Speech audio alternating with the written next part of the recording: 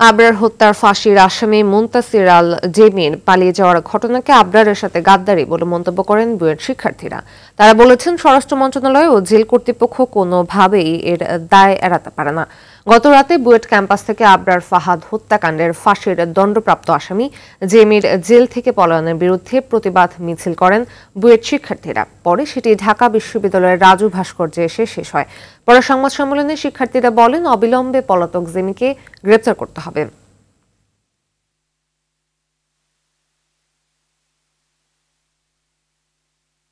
ফাঁসির আসামিদের স্থান নিশ্চিদ্র নিরাপত্তার চাদরে আবৃত কন্ডেম সেলে, সেখান থেকে এত শীর্ষ সন্ত্রাসীর পলায়ন ন্যাক্কারজনক এবং আমাদের জন্য লজ্জার।